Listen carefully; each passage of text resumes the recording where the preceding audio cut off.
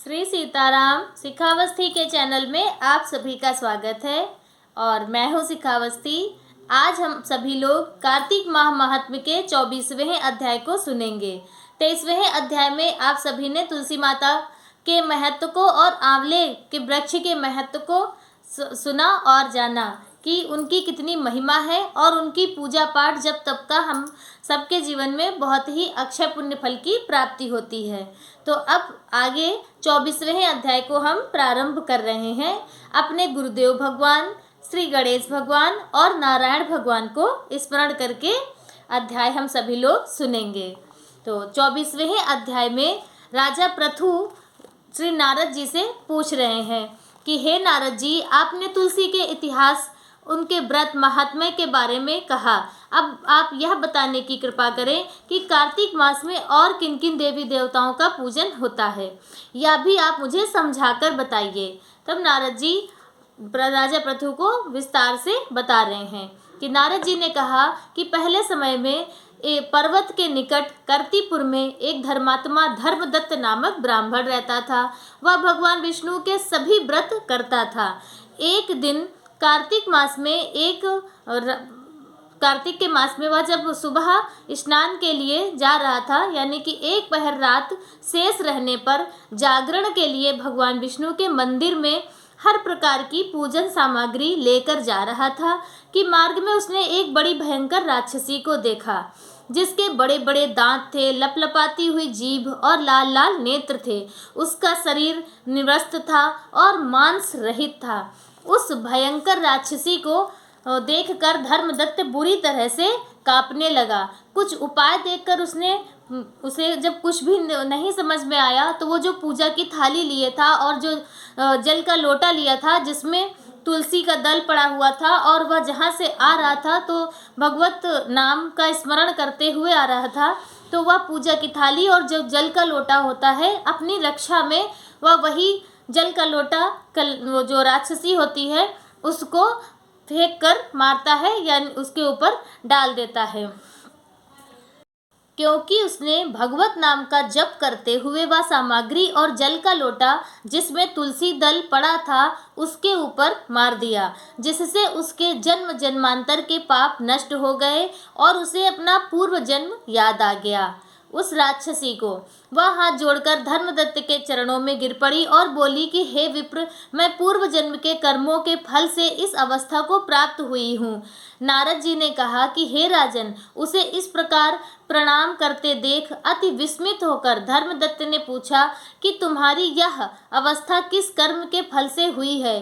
तू पूर्व जन्म में कहाँ रहती थी और तेरा कैसा चरित्र था? यह सब मुझे विस्तार से बताओ। तो उस राक्षसी ने, जिसका नाम कलहा था, कहा कि हे ब्राह्मण, सौराष्ट्र में भिक्षुक नाम का एक ब्राह्मण रहता था। वह जो राक्षसी है वह अपना जो भूतकाल है, किस कर्मों से वह उस प्रेत योनि में आई, उसके पहले का उसका क्या पूर्ण जन्म उसका क्या था और उसके क्या कर्म थे, वह उस धर्मदत्त नामक ब्राह्मण को वह बता रही है कि भिक्षुक नाम का एक ब्राह्मण रहता था। मैं उसकी पत्नी थी। मेरा स्वभाव बड़ा ही निष्ठुर था। मैंने अपने पति का कभी भला नहीं चाहा, ना उसे कभी अच्छा भोजन और ना कभी अच्छी मिठाई खाने को दी। मैं प्रतिदिन उससे लड़ती झगड़ती रहती थी।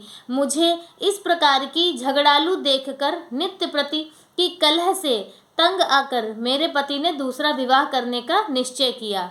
यह सुनकर मेरा पति दूसरा ब्याह कर रहा है, मैंने उसके ब्याह से पहले ही विष को खा लिया और अपनी आत्महत्या कर ली। मेरी मृत्यु के बाद यमदूत आए और मुझे गदा से मारते हुए यम के पास ले गए। यमराज ने मुझे देखकर चित्रगुप्त से पूछा कि हे चित्रगुप्त, इसने क्या कर्म किया है? जो भी कर्म है इसने जो भी कर्म किए हो उनका फल देखकर इसे भोगना होगा, इसे बता देना। तो कलहा ने कहा कि हे ब्राह्मण, चित्रगुप्त ने यमराज से कहा, इसने अपने जीवन में कोई भी अच्छा काम नहीं किया है। यह अपने पति को सदा खराब भोजन देकर खुद स्वयं अच्छा भोजन करती थी, इसलिए अब यह विष्ठा खाने वाली होगी। इसे अब सुअरी का जन्म दिया जाएगा। चूँकि यह अकेली ही पाक के बर्तन में भोजन करती थी, इसलिए यह अपने बच्चों को खाने वाली बिल्ली होगी। इसने अपने पति पर क्रोध करके आत्महत्या किया है, इसलिए यह प्रेत योनि में जाएगी। अब आप इसको अपने दूतों द्वारा मरु स्थान में भेज दीजिए। वहाँ पर यह बहुत दिनों तक प्रेत योनि में रहकर फिर यह पापिन अपनी अन्य 3 योनियों को भोगेगी। सो हे ब्राह्मण, मैं 5 वर्ष से प्रेत योनि में हूँ और भूख प्यास के कारण नित्य दुखी रहती थी। एक दिन भूख से तंग आकर मैं एक वैश्य के शरीर में प्रविष्ट हो गई।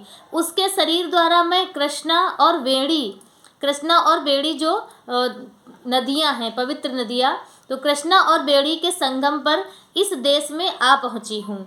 एक दिन भगवान शंकर व विष्णु जी ने मुझे बलपूर्वक उसके शरीर से, उस ब्राह्मण के शरीर से बाहर मुझे निकाल दिया। फिर मुझे आप दिखाई दिए। आपके लोटे में से तुलसी जल का जो छींटा मेरे ऊपर पड़ा है, जिससे मेरे सब पाप नष्ट हो गए हैं। हे द्विजात्मा, अब आप मुझे यह बताइए कि आगे होने वाले 3 योनियों और इस प्रेत शरीर से मैं किस तरह से मुक्ति पाऊं। धर्मदत्त कलह की बात सुनकर उसके पिछले कर्मों और वर्तमान अवस्था को देखकर बहुत ही दुखी होता है। तो वह उसका दुख देखकर बहुत ही उसका चित्त जो है पिघल जाता है। वह उससे परेशान हो जाता है कि इस राक्षसी का उद्धार किस प्रकार से मैं करूं, मैं मतलब क्या ऐसे कार्य किए जाएं। तो उसका जो हृदय है वह दुख, राक्षसी का दुख देखकर जो धर्मदत्त ब्राह्मण हैं उनका चित्त पिघल गया। फिर उसने दुखित भाव से कहा। 24वां अध्याय संपूर्ण हुआ।